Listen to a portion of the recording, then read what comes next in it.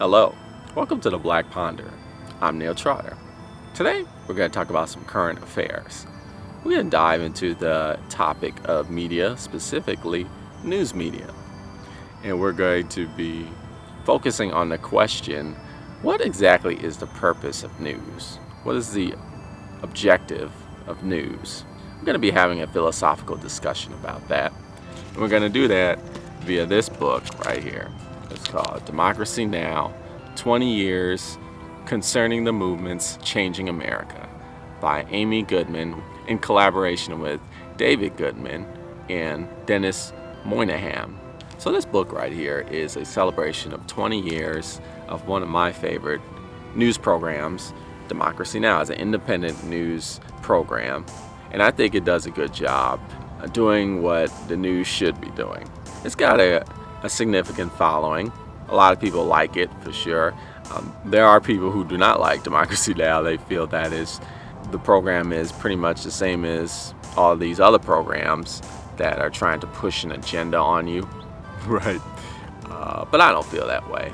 But this video really isn't about trying to get you to subscribe to watching that news program. Really, I'm just want to ask a question: what is the point of news? And I think the book does a good job trying to answer that question. So what is the point of news?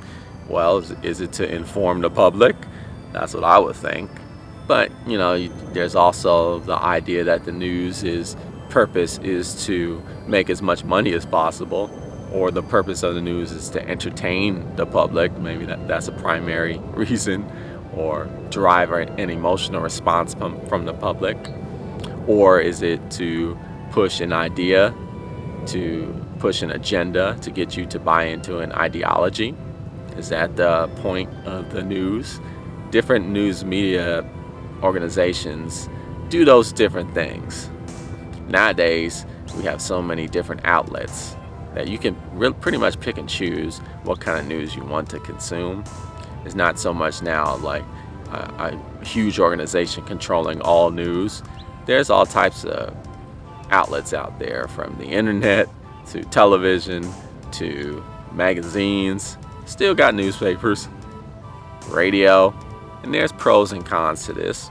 And the pros definitely outweigh the cons. It's definitely good to have different options, because it's better to not have a few organizations having a monopoly on the entire journalism industry, because information can then be more easily controlled. But one of the cons of this, and we need to acknowledge this, is that what happens is people kind of put themselves in these silos. Like, we're going to use the silo example. You got news organizations that disseminate information in a particular way or a particular style, and people gravitate toward what they want to hear.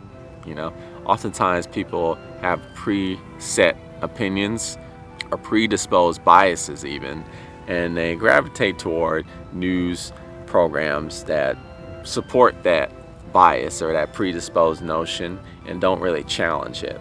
So what we have is a lot of people, they'll just go to the news that only supports their ideologies or their opinions or their biases, and they'll avoid news programs that challenge their way of thinking or their opinions. And we can do this very easily now because there's so many options. We can just kind of focus on the news programs that don't challenge us. And this has a danger of eroding away at our critical thinking. When we talk about very important issues that are concerning the world, we should expose ourselves to differences of opinion, because that way we can understand the situation better and make more informed decisions and be more informed and really understand the motivations behind why things happen in our society and the best things that we can do about it. What is the purpose of the news? Well, let's get started with some quotes from the book. All right. There's a reason why our profession is the only one explicitly protected by the U.S. Constitution. Journalists are supposed to be the check and balance on power, not win popularity contests. So Goodman is talking about the profession of journalism, and it is protected by our U.S. government via the Bill of Rights, freedom of press. Why is that? Because of the concept of checks and balances.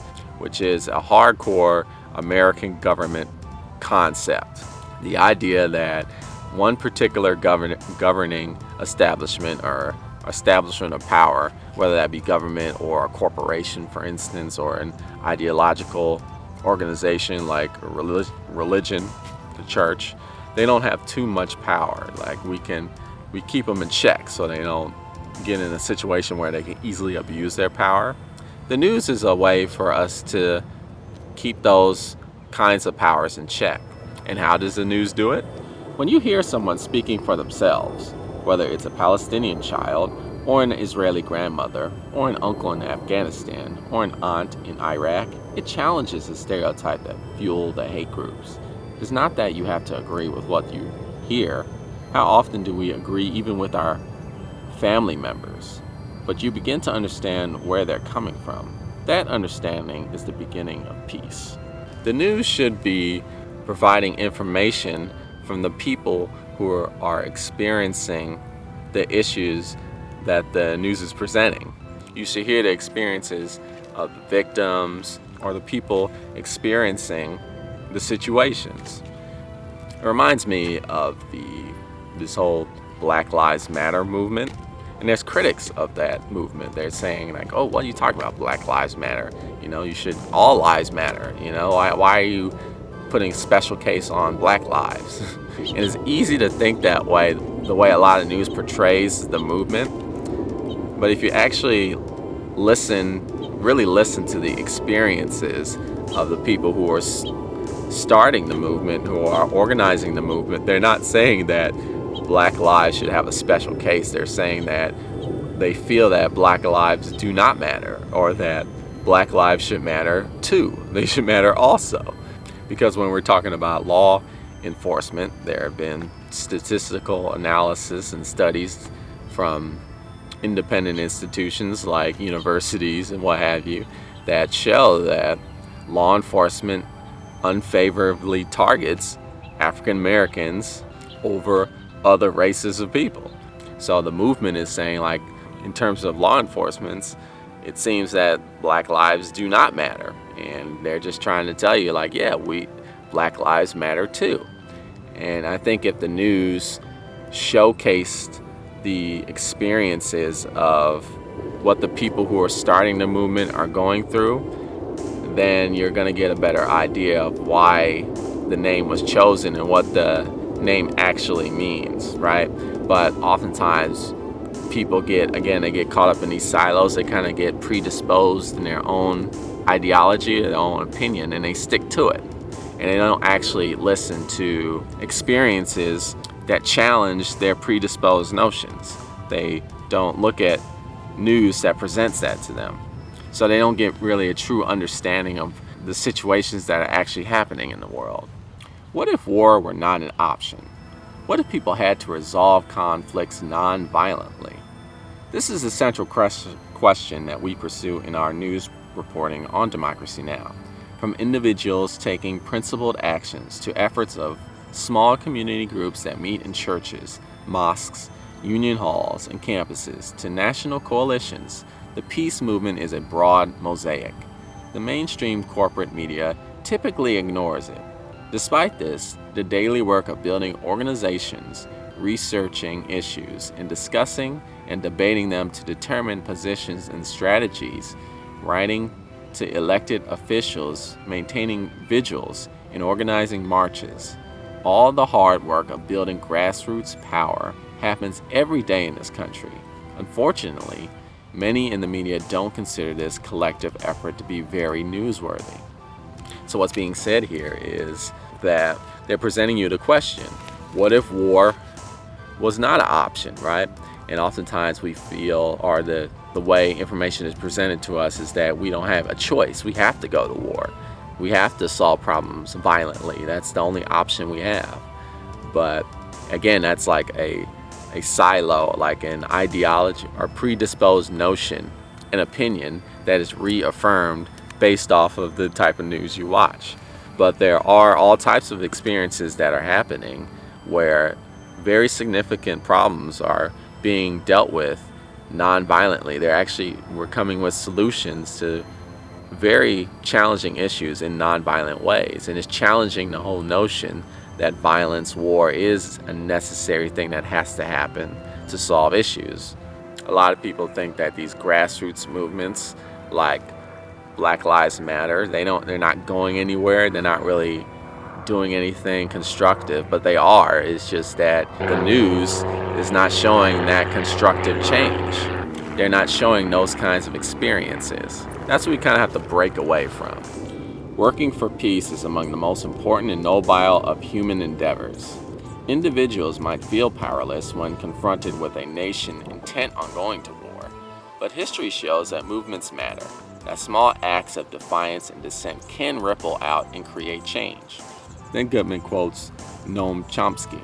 One of the things people in power want is a passive, quiescent population. So one of the things that you can do to make life uncomfortable for them is not be passive and quiescent. There are lots of ways of doing that. Even just asking questions can have an important effect. Demonstrations, writing letters, and voting can all be meaningful. It depends on the situation. But the main point is, it's got to be sustained and organized. If you go to one demonstration and then go home, that's something. But the power in people can live with that.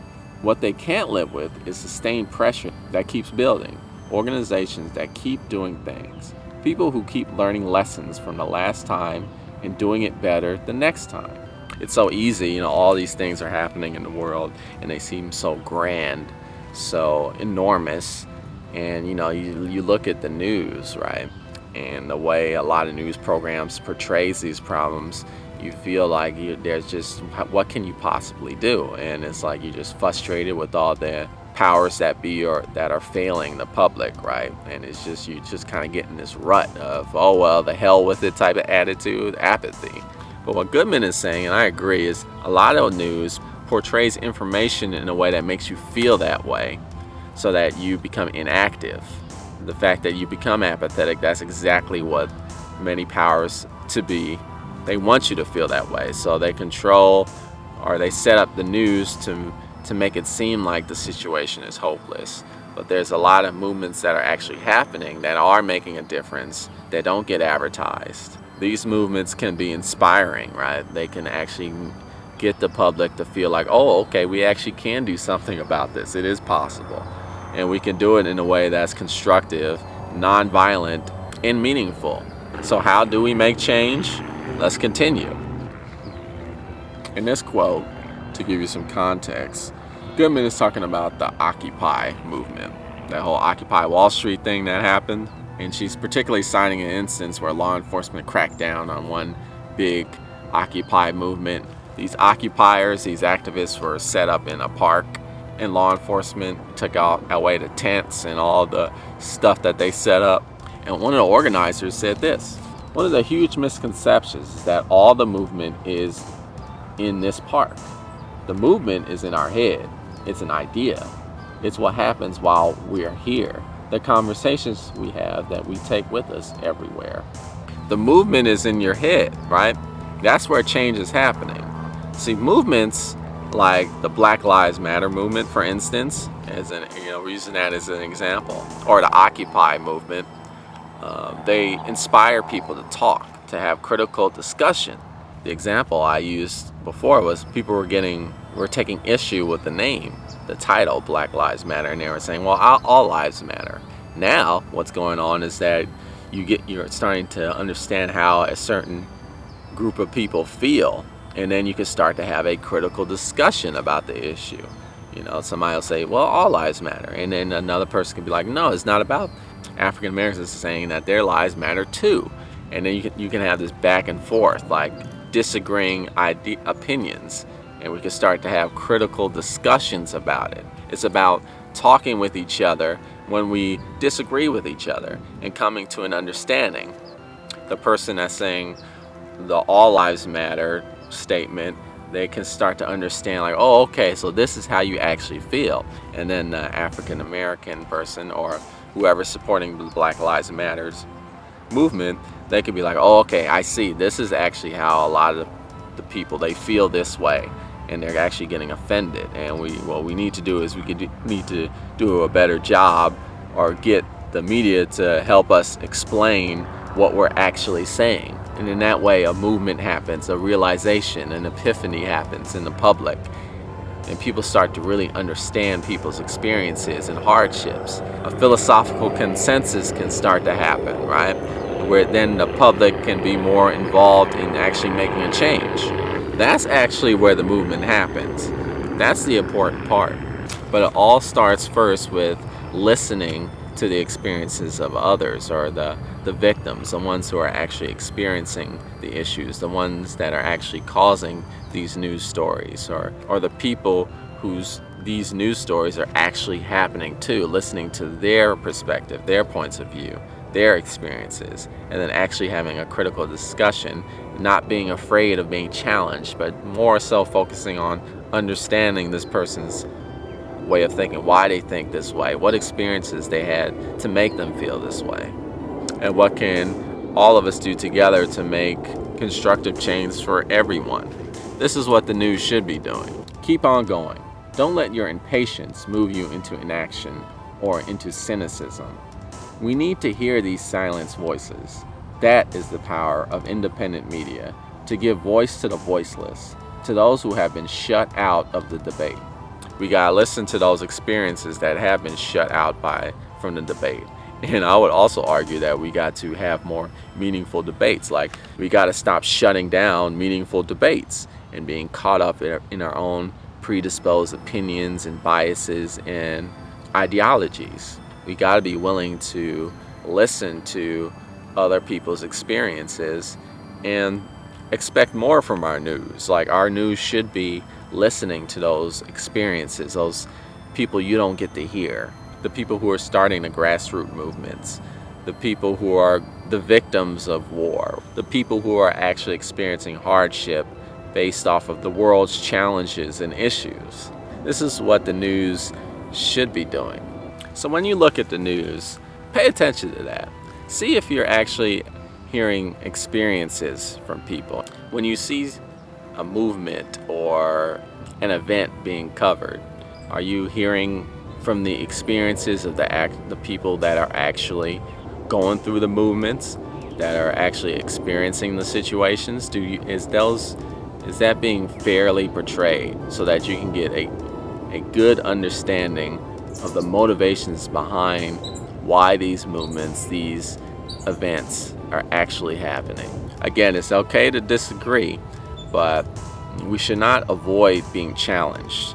And if somebody's expressing to you a point of view that you disagree with, but is rooted in a legitimate experience, we need to listen to that. And then we need to have a critical discussion about it and see if it's possible to make meaningful change so that we all can progress better in society. Check it out, Democracy Now! It's a great book that covers a lot of the current affairs that are happening in America today. If you want to know what's going on in America, from climate change, global warming, to the militarization of police and race relations, to the whole Occupy movement with the social economic class crisis that's going on, with the middle class diminishing. If you want to hear about the LGBTQ community and what's going on with that here in America and elsewhere, this is a great book to learn about all that. It really presents those movements, those current affairs, in a very critical, philosophical way, I feel. Well, you've been listening to The Black Ponder. Tune in next time for more philosophical thought.